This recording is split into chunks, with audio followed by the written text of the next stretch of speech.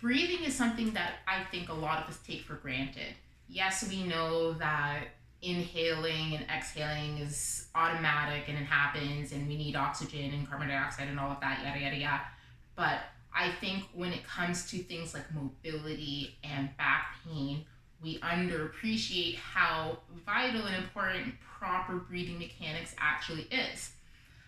When you breathe, we use the diaphragm, also pelvic floor and other structures, but the diaphragm, the main muscle that kind of comes right across your ribcage here, that muscle needs to contract. And when it contracts, it comes from a shape of an umbrella to the shape of a pancake. So normal breathing mechanics means that your diaphragm just comes back to this umbrella shape, comes back to this pancake shape,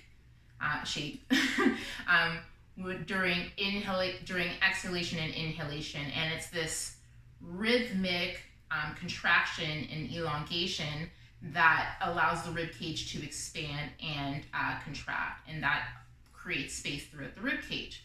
Most clients or just most people, when they have back pain, one of the first things that I will address and look at is their breathing, because take the example of somebody that is overextended or hyperextended, or they have a rather flat spine, okay, or a rather extended spine. So I'm talking about the posture where your back is very arched, the rib cage might be flared in the front.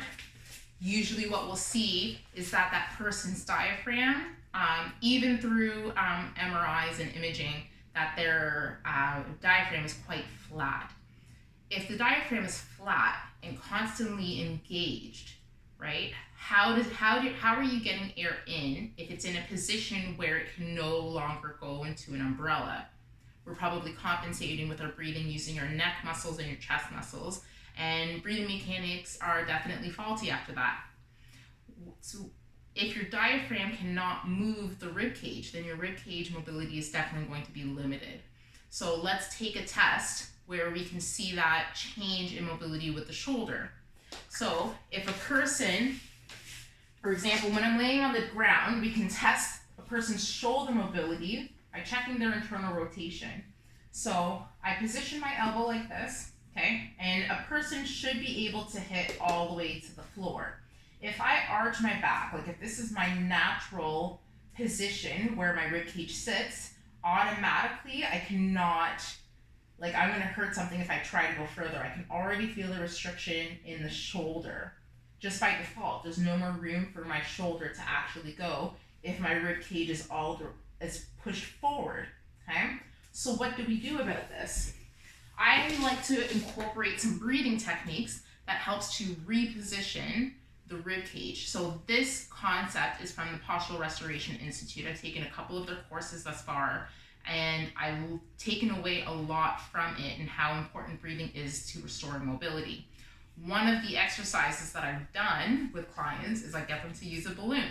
How does the balloon play a part when it comes to this exercise? What you do with the balloon is actually teach proper intra-abdominal pressure.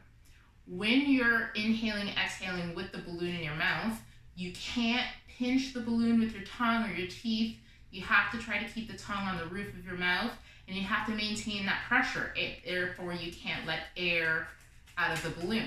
One of my favorite exercises for this is the short seated balloon exercise, where you would sit on a foam roller or a set of stairs, for example, and I have my back, my whole low back is pressed against the wall. I have my feet close to me, and I'm going to hold on to the feet with my hands. Now, as I'm in this position, I'm going to be blowing up the balloon, but also simultaneously, I'm bringing my rib cage further and further away, closer and closer to the wall.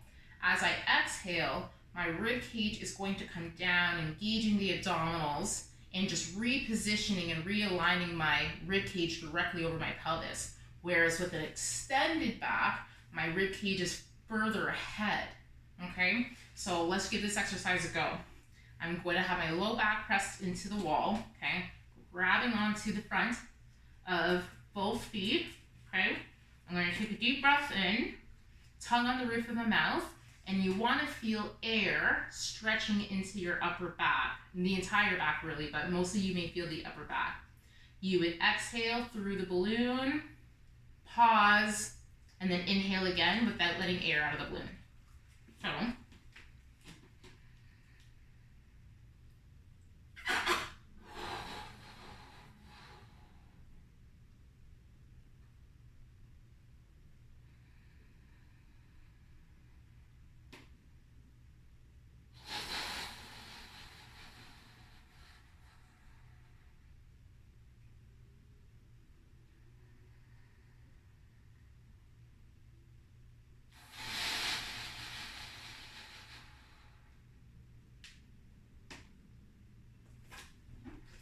and you would do that for a few cycles. So from that, I should retest, because from doing that, my rib cage should be a little bit further back. We've restored good range of motion through the rib cage, and shoulder mobility, for example, is restored. So when it comes to back pain and building range of motion in the rib cage and shoulders, look at your breathing. The breathing mechanics might be off. Seek out a professional for these techniques and more strategies to help improve your mobility.